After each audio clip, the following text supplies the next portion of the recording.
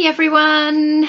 I don't normally do videos at all, but I thought for the context of the Complete Beginners course, then it might be a nice way of communicating with you outside of class.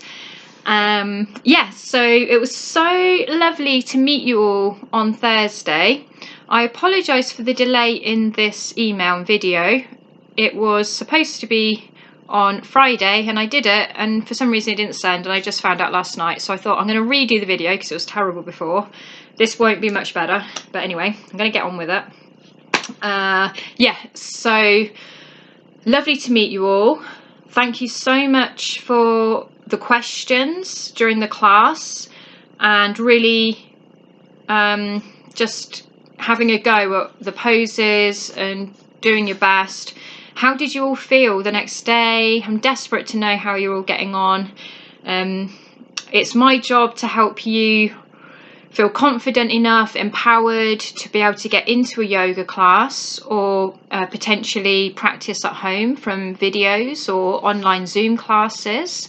So that's what my goal is, and I'm going to be just recapping a little bit more in this video. I'm sorry if it goes on, my apologies. I've got some prompts, so hopefully it won't go on too long. Right.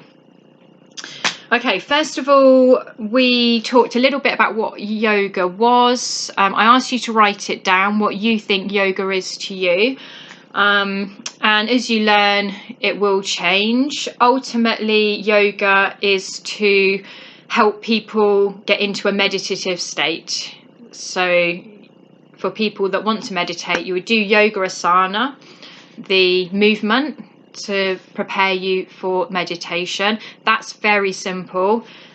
Yoga really is an entire lifestyle, but I won't go into that right now. But very simply, yoga is to help bring you balance, calm, mind, body.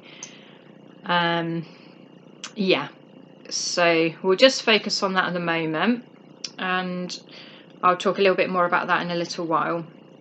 So the main thing I really hope that you took away from the class on Thursday was that we all are different. We all have different body sizes, different bodies, life experiences, and we're all going to be different when it comes to yoga, asana. Asana is the poses, by the way. So just listening to your body, being intuitive is really the best thing that you can do and the safest thing you can do for your body. So never forcing anything. If you ever go into any pain, just stop, adjust, ask for support, and we'll work with what we can, because you've got to work within your own body's limits, not push it. This is not no pain, no gain. This is no pain and gain. I don't know. Anyway, how did you feel? I wonder how everyone felt. Anyway, I was desperate to know. So hopefully some of you will get back to me when you see this email. So please honour your own individual body.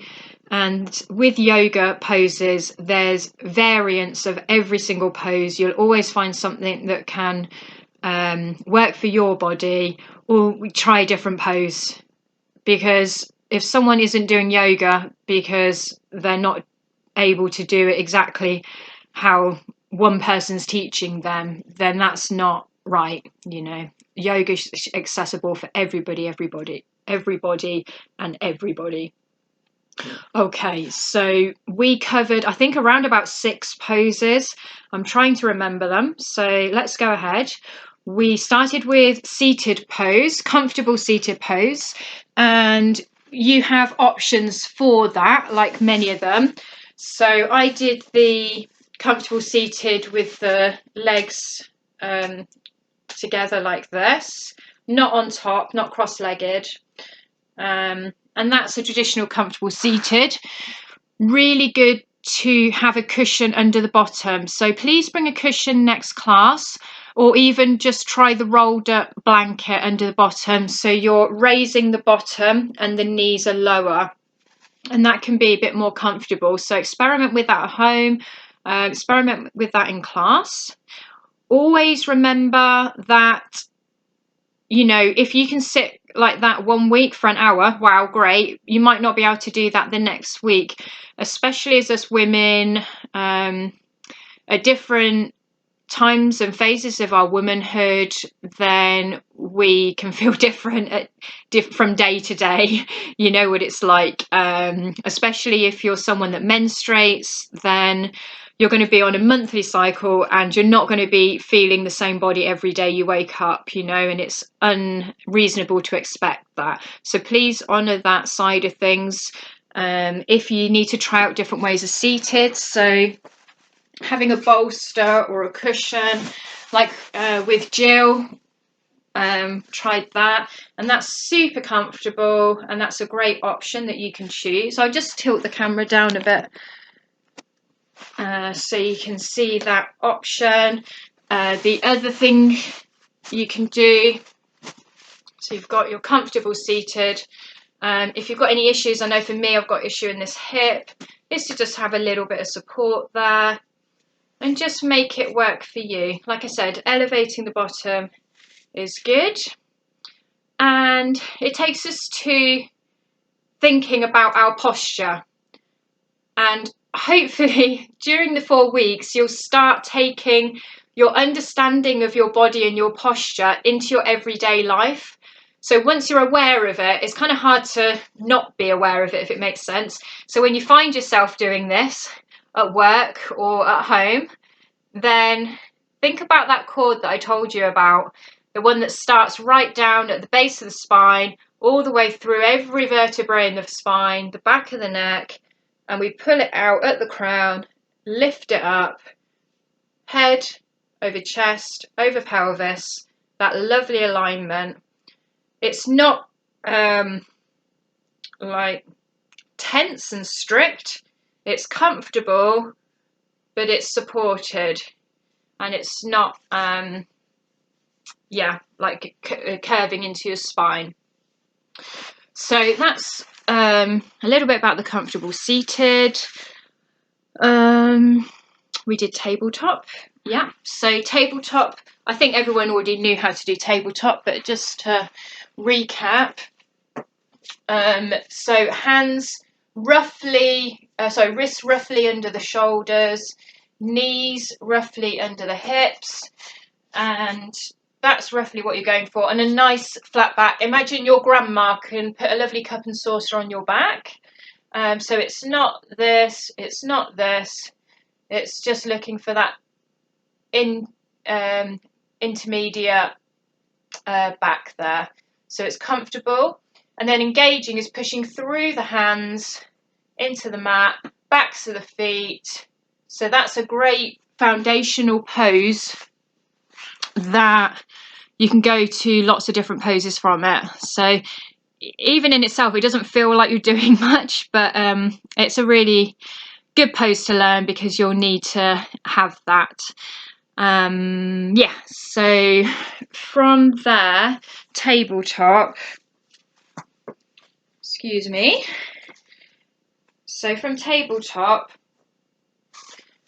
a couple of things I mentioned were that the wrists can often feel tender, possibly painful during the beginning of learning yoga because you're not really maybe used to putting pressure on that space. So at any point, take a moment, rotate it out, stretch it out, whatever you need to do, because you've got to look after them. If you're going to force them and it's going to be painful, then it's going to put you off.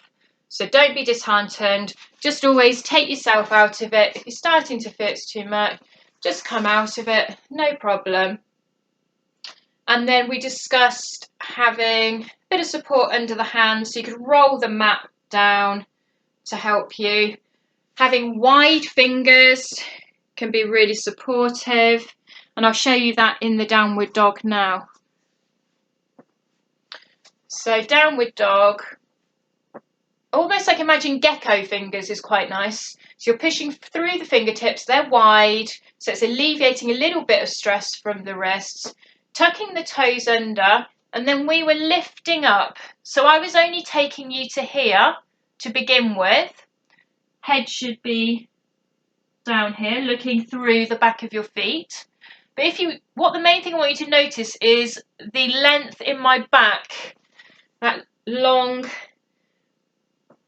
lengthened back there. So that's what we're going for with the downward dog.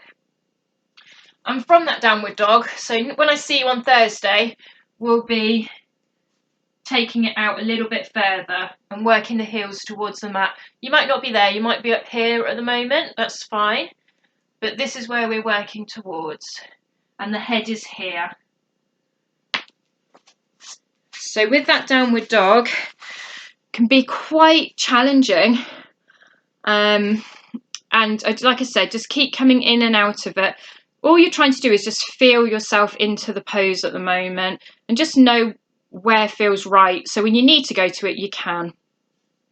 A little note on the downward dog is being mindful of the shoulders. And I think we kind of went through it in the class, but your shoulders are not back here. They're kind of rotating like if you imagine your shoulders rotating in so that you're creating space at the shoulder blades there. So tabletop, downward dog. What else have we done? Comfortable seated. And we also covered child pose. Child pose can be really challenging when you're just beginning because you don't necessarily have the flexibility in your hips. So some people, it might be straight into it because their bodies are used to that flexibility, but for others it can be quite challenging. So ultimately with child pose, you're bringing the bottom down to the heels, tummy onto the thighs, and you're bringing the hands out front. Forehead to the mat. That's where you're working to. However, you might be up here at the moment. That's absolutely fine. So it's just going with what you need. Things you can try, which we tried in class, we're putting a bolster, or you can put bricks. Excuse me.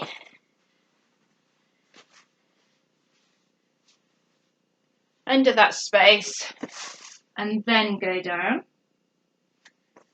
That's if you're going to be in it for a little while. It's more comfortable. The other options you've got are to have wider knees, like we discussed, or even going over the top of a bolster like this. And that's really lovely if you've got the time. Or putting something underneath, like a brick, for your forehead to go into. So something like that. Loads of options with the child pose. Please don't be disheartened if you're not quite getting down to where you think you're supposed to be right now. It's just a matter of working into our flexibility.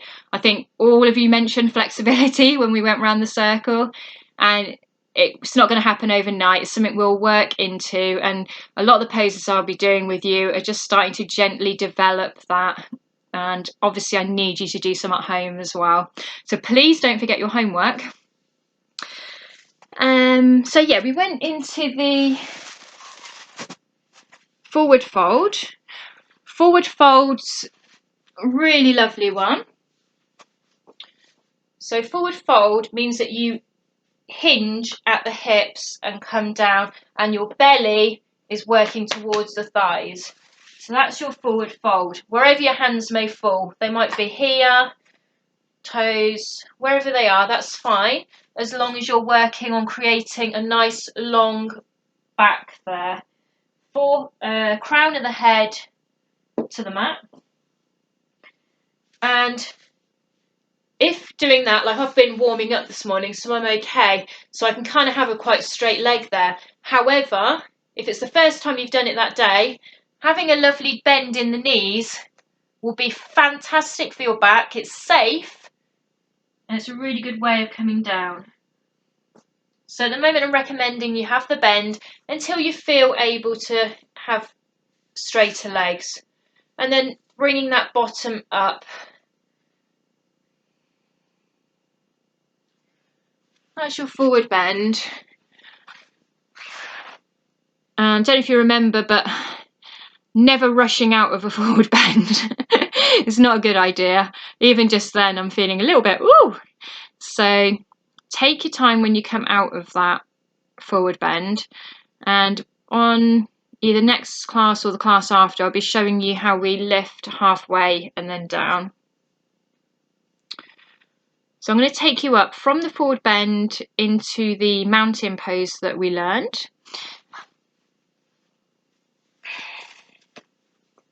In fact, what I'll do is I'll just do a quick recap of all of them. So we've got downward dog, child pose,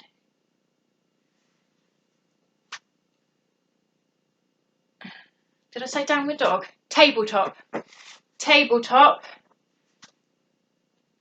child pose, downward dog,